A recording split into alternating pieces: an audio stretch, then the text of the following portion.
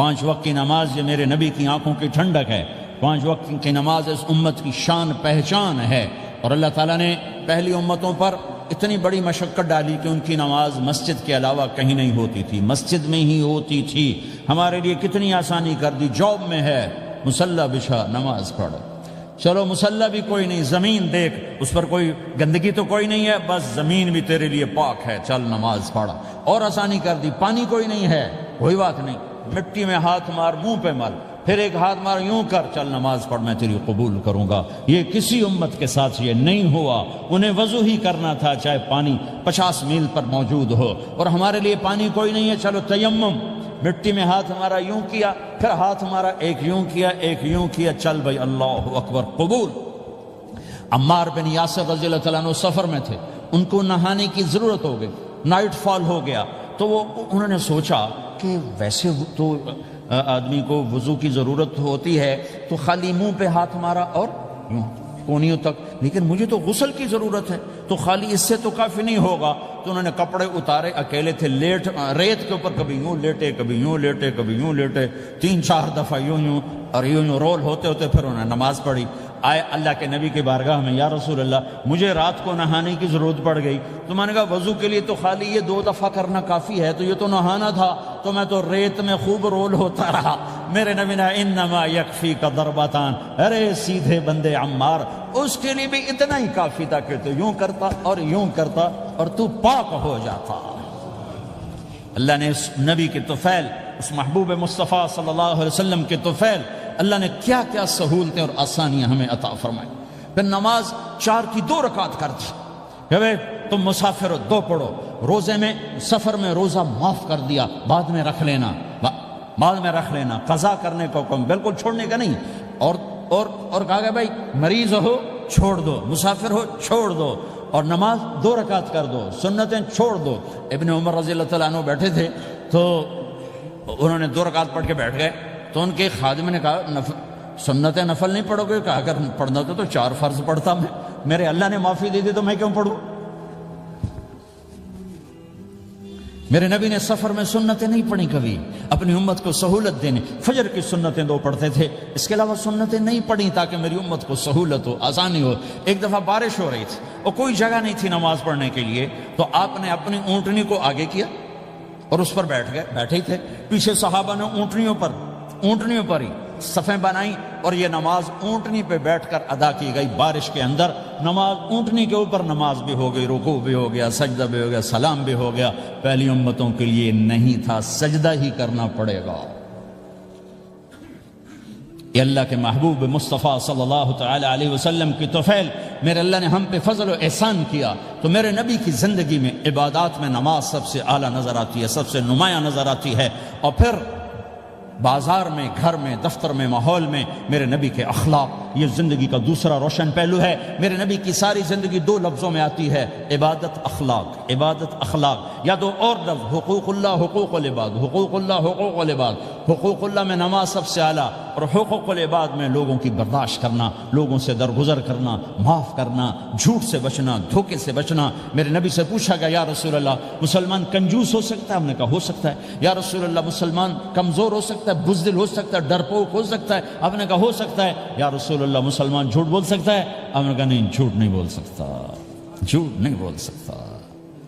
ہاں، الا لعنت اللہ علی الکاذبین، جھوٹوں پہ اللہ کی لعنت۔ اس لعنت کے ساتھ 400 پاؤنڈ بچا لیے، 4000 بچا لیے، 4 ملین بچا لیے، 4 بلین بچا لیے، 4 ٹریلین بچا لیے، ساری دنیا کو بچا لیا، اور اوپر اللہ کی لعنت پڑی تو اللہ کی قسم گھاٹے کا سودا ہے۔ اور سچے ہو گئے، سچ بولا، یہ میں 100 پاؤنڈ کماتا ہوں، لے لو جو لینا ہے اس میں سے، یہ میں 1000 پاؤنڈ کماتا ہوں، لے لو جو لینا ہے، یہ میں 50,000 پاؤنڈ کماتا ہوں، لے لو جو لینا ہے۔ کہ مسلمان کی زبان سے جھوٹ نہیں نکلتا، سچ ہی بولتا ہے۔ آپ تشریف لے جا رہے ہیں، ایک آواز ہے یا رسول اللہ، آپ نے یوں دیکھا، کوئی نظر نہیں آیا، پھر آواز ہے یا رسول اللہ، تو آپ نے دیکھا کہ ہرنی ڈیر چھوٹی وہ کھڑی ہوئی، رسی میں بندھی، تو آپ نے کہا کیا ہوا؟ کہا جی آپ کا صحابی مجھے پکڑ کے لایا ہے، میرے چھوٹے چھوٹے بچے بھوک سے رو رہے ہوں گے، آپ مجھے چھوڑ دیں، میں بچوں کو دودھ پلا کے واپس آ جاتا، مجھے پتا ہے میرے اللہ کی تقدیر میرے بارے میں کیا ہے۔ تو آپ نے کہا اگر تو واپس نہ آئی تو پھر تو اس نے کہا مجھے اللہ جہنم میں ڈال دے۔ آپ نے اس کی رسی کھول دی، خود وہیں بیٹھ گئے۔ اس نے دوڑ لگائی اور پہاڑوں میں گم ہو گئے۔ تھوڑی دیر کے بعد وہ دوڑتی ہوئی آئی اور آ کے سر یا رسول اللہ میں حاضر ہو گیا۔ تو آپ نے اس کو باندھ کے وہیں آپ بیٹھ گئے نہیں۔ دیر کے بعد وہ صحابی آئے جنہوں نے اس کو شکار کیا تھا، پکڑا تھا، تو کہنے لگے، ان کا یا رسول اللہ آپ یہاں کیسے؟ کہا میں ایک درخواست لے کر آیا ہوں۔ کہا کیا؟ کہ یہ ہرنی مجھے ہدیہ کر دو۔ کہا یا رسول اللہ سب کچھ آپ کا ہے، کہنے بس یہ ہدیہ کر دو۔ یا رسول اللہ حاضر۔ تو آپ نے اس کو لے کر رسی اس کی گردن سے نکالی کہ جا بچی اپنے بچوں کے پاس جا کے خوشی منا، سچ نجات دیتا ہے اور جھوٹ ہلاک کرتا ہے۔ ایک ہرنی جان کی بازی کھیل گئی سچ بولنے کے لیے، تم چند پونڈوں پہ جھوٹ بولتے ہو، ایمان کو برباد کر کے رکھ دیتے ہو۔ مسلمان جھوٹ نہیں بولتا، مسلمان دھوکہ نہیں دیتا،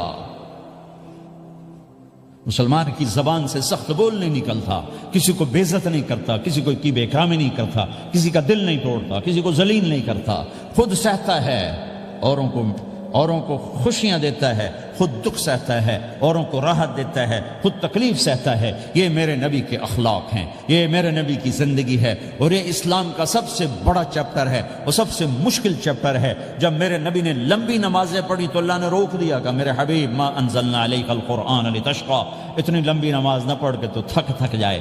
میرے نبی نے تبلیغ میں زور دکھایا تو اللہ نے روک دیا، فلتذهب نفسك علیہم حسرات، میرے نبی اتنا غم نہ کر کے آپ خود ہی آہیں بھرتے بھرتے آپ مر جائیں۔ میرے نبی نے مال سارا خرچ کیا، اللہ نے اس سے بھی روک دیا، ولا تبسطها كل البسط فتقعد ملوما محسورا، اتنا خرچ نہ کریں کہ آپ خود پھر دکھی ہو کے بیٹھ جائیں۔ خرچ کرنا بہت بڑا عمل، تبلیغ سب سے سارے عملوں کا سردار عمل۔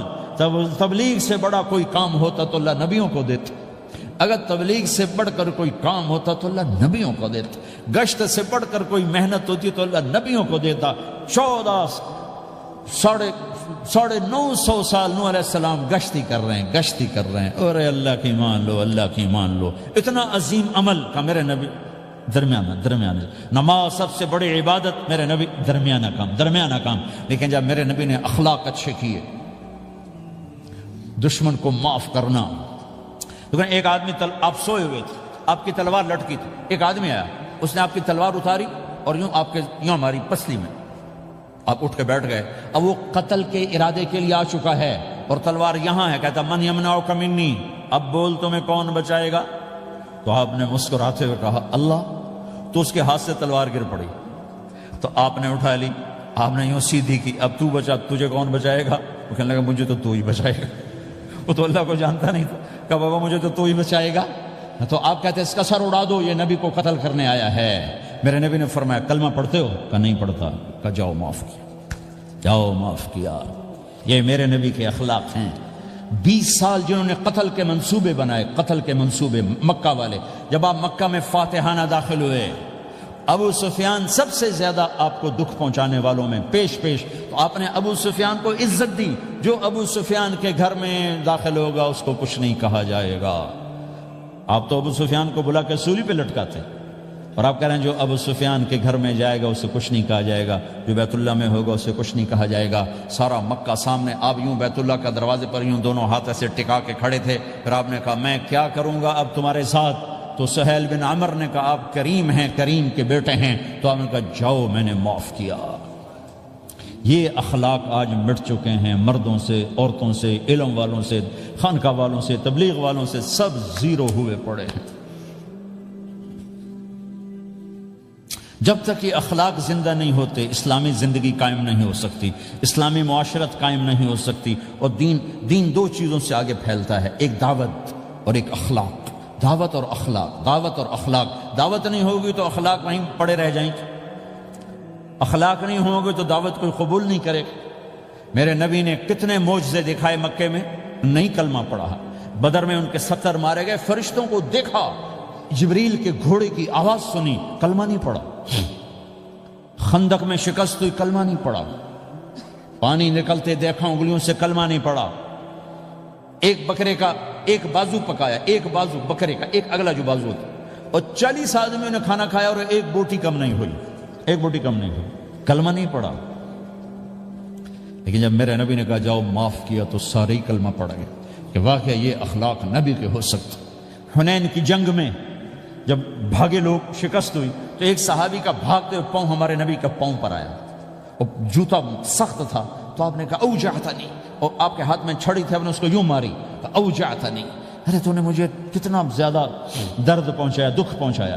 وہ بیچارے پگھل کے رہ گئے اور پریشان ہو گئے، اور فرماتے ہیں سارا دن میں پریشان، ساری رات پریشان کہ اللہ کے نبی کو میں نے تکلیف پہنچائی، اب میرا کیا بنے گا۔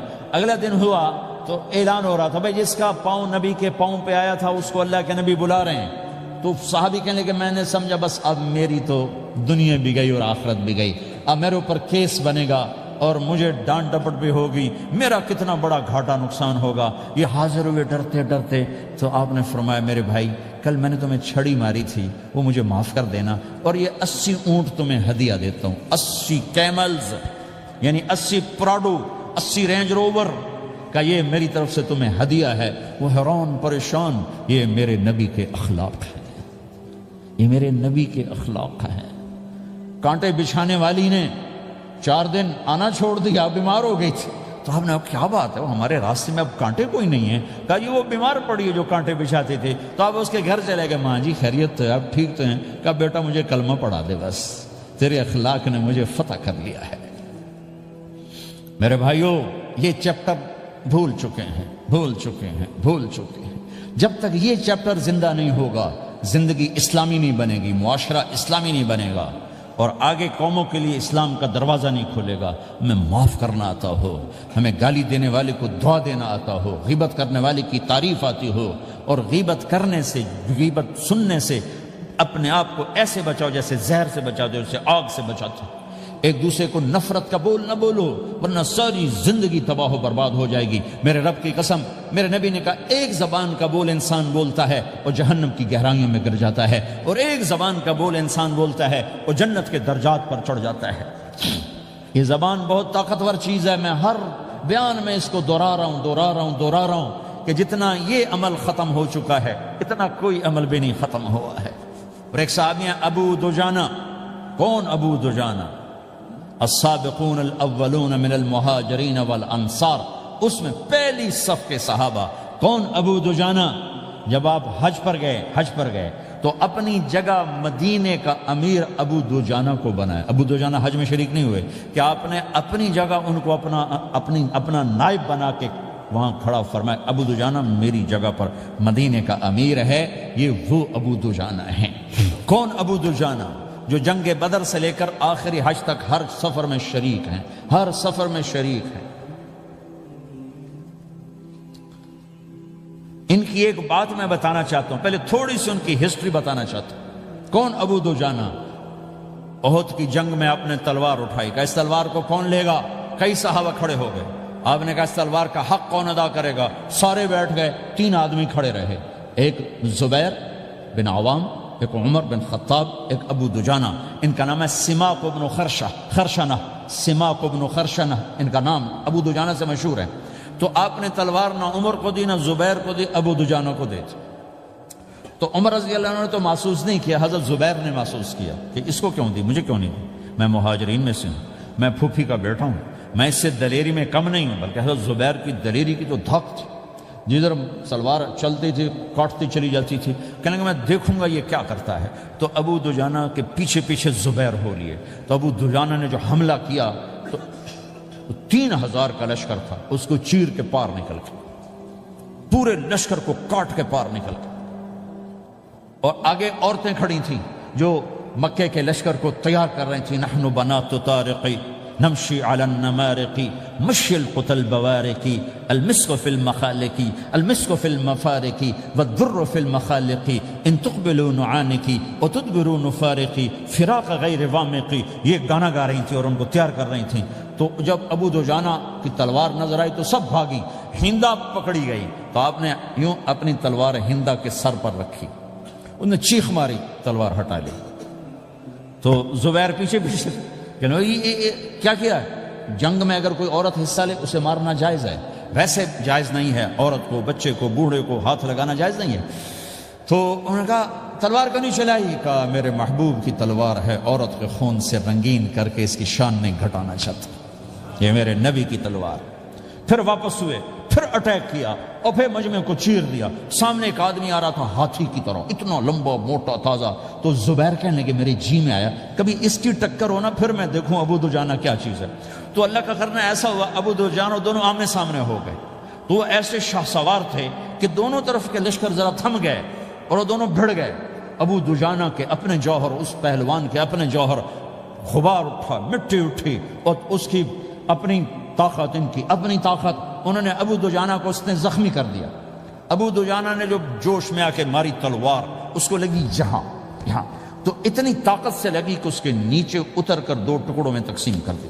یوں ماری تو ایک حصہ ادھر ایک حصہ، پھر یوں دیکھا اور اپنے چہرے سے لوہے کی ٹوپی اتاری، وما ترى انا ابو دجانہ، کیا دیکھ رہے ہو؟ میں ہوں ابو دجانہ، تلوار صحیح لی ہے میں نے، غلط نہیں لی۔ یہ ابو دجانہ ہیں۔ اور جب شکست ہو گئی احد کی جنگ میں، اور پھر 10-12 آدمیوں نے آپ کو گھیرے میں لیا ہوا تھا، ان میں ایک ابو بکر تھے، عمر تھے، علی تھے، طلحہ تھے، زبیر تھے، سعد بن ابی وقاص تھے، اور سہل بن حنیف تھے، عبادہ قتادہ بن نعمان تھے، اور ابو دجانہ تھے رضی اللہ تعالی عنہم۔ ان میں سے ایک ابو دجانہ بھی تھے، اور یمامہ کی جنگ میں ابو دجانہ شہید ہوئے، یمامہ کی جنگ میں شہید ہوئے۔ یہ ابو دجانہ کی تھوڑی سی سیرت آپ کے سامنے آئی ہے۔ اس کے بعد اب آپ ان کے قول کو سنو تاکہ اس کا وزن آپ کے سامنے آئے۔ یہ بدر کے شریک ہیں، اللہ کے نبی نے کہا بدر کا صحابی جو مرضی کرے بخشا گیا۔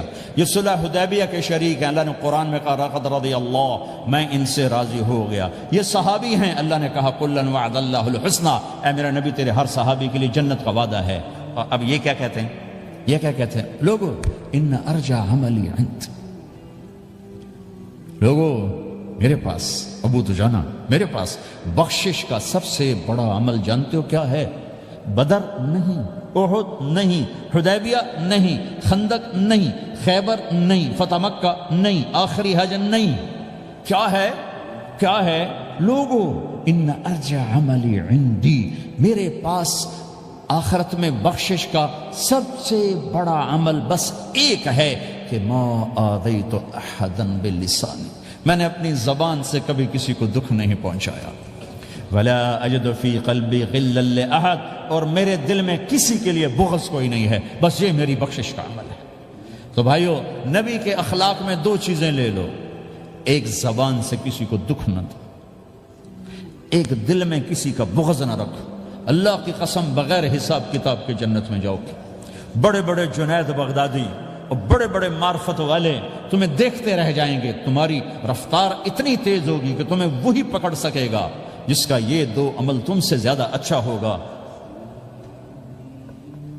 جس روڈ پہ رش ہوتا آپ وہاں سے گاڑی ہٹا لیتے ہو، ادھر نہیں جانا، ادھر رش ہے، وہ سائن وغیرہ آپ کو آ جاتے ہیں کہ ادھر بلاک ہے، ادھر نہیں جانا، ادھر جانا ہے۔ تو جہاں روڈ پہ رش ہوتا ہے تو قیمتی سے قیمتی گاڑی کی رفتار بھی آہستہ ہو جاتی ہے، اور جہاں روڈ خالی ہوتا ہے تو پرانی گاڑی بھی بھاگے جا رہی ہوتی۔ ہمارے یہاں پرانی گاڑی ہوتی ہے نا، پرانی بسوں کے پیچھے لکھا ہوتا ہے نہ انجن کی خوبی نہ ڈرائیور کا کمال، خدا کے سہارے چلی جا رہی ہے۔ اور جس کے پاس ایسی گاڑی ہو، نہ انجن کی خوبی نہ ڈرائیور کا کمال، تو اگر اس کو روڈ خالی مل جائے تو وہ تو مرسیڈیز والے سے پہلے پہنچے گا، رینج روور والے سے پہلے پہنچے گا، بینٹلی والے سے پہلے پہنچے گا، روز رائز والے سے پہلے پہنچے گا، جو وہ تو پھنسی کھڑی اور اس کا روڈ ہی خالی ہے۔ تو میرے بھائیو، یہ میں ایک مثال دیتا ہوں، عبادات کی روڈ پہ بہت رش ہے، نمازی بے شمار ہیں، روزے دار بے شمار ہیں، عمرے والے بے شمار ہیں، حج والے بے شمار ہیں، اور تہجد گزار بے شمار ہیں، علماء بے شمار ہیں، حافظ بے شمار ہیں، ذکر والے بے شمار ہیں، بہت رش ہے، تبلیغ والے بے شمار ہیں، لیکن جو اخلاق والا روڈ ہے نا، یہ خالی پڑا ہے۔ اس پہ موٹر زوکی پہ چڑھ کے آ جاؤ تو سب سے آگے نکل جاؤ، سائیکل پہ چڑھ کے آ جاؤ تو سب سے آگے نکل جاؤ، کہ روڈ ہی خالی ہے، اخلاق کا روڈ خالی ہے۔